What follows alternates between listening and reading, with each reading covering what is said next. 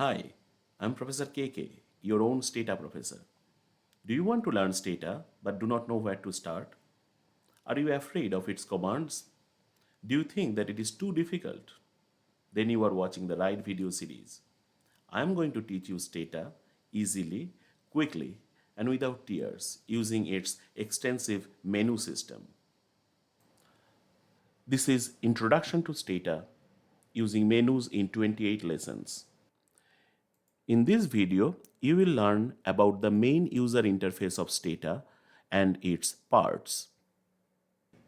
When you open Stata, your screen should look like my screen. This is the default look of the Stata main user interface.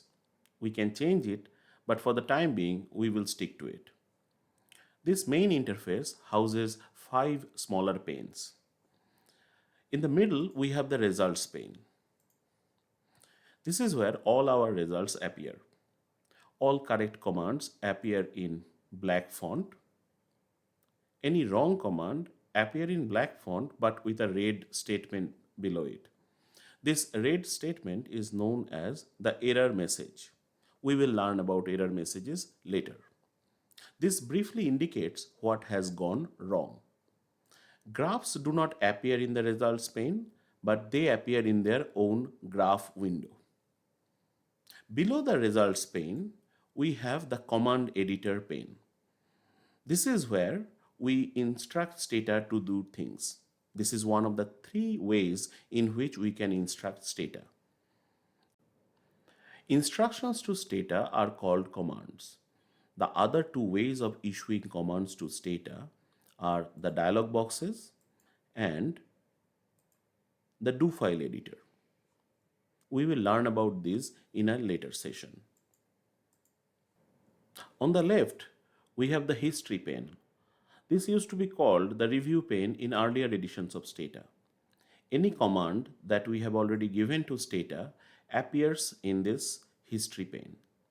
Correct commands appear in black, wrong commands appear in red. We can double click on any of these commands and bring it back to the command editor. We can also right click on any of the selected commands and copy and paste it in either the command editor pane or in the do file editor. To do statistical analysis, we need to load a dataset in the memory of Stata. When we load a dataset in the memory of Stata, the names of the variables appear in the variables pane, which is in the top upper corner.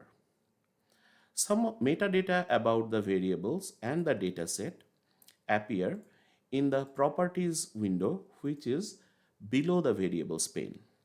We can close some of these panes, in particular the history pane, the variables pane, and the properties pane if we do not need them. For example, most of the time I do not need the properties pane, therefore I can close it by clicking on the cross button at the right hand top corner of this pane. If we have closed any of these panes, we can bring it back by clicking on the Windows menu and then selecting the pane that we want back. I do not want the variables pane to be on the right hand side of the results pane, so usually I drag it below the history pane. This way I can increase the width of the results pane and see more results. The font size, font type, etc. of any of these panes can be changed. We need to just right click on the specific pane and the options appear. We can also change the look of this main interface by modifying the general preferences, which is under the edit menu. There are some other windows which appear only on demand. We have already discussed that the graphs appear in their own graph window. Other than that, help on any Stata command appears in the viewer window. Variable properties can be changed using the variables manager window. The dataset can be viewed in the browser window. The commands used in Stata can be stored in a text file called do file using the do file editor window. All of these windows can be activated in different ways. One of them is the Windows menu at the top of the Stata main user interface. We will learn about these windows when we need them. There you have it. In just a few minutes, you have learned about the main user interface of Stata and its parts and different windows. In the next video, we will talk about the menu system of Stata. So stay tuned. If you have not yet subscribed to my channel, consider subscribing, hit the like button and the notification icon so that you do not miss any of these videos. And as always, keep learning. Thank you for watching.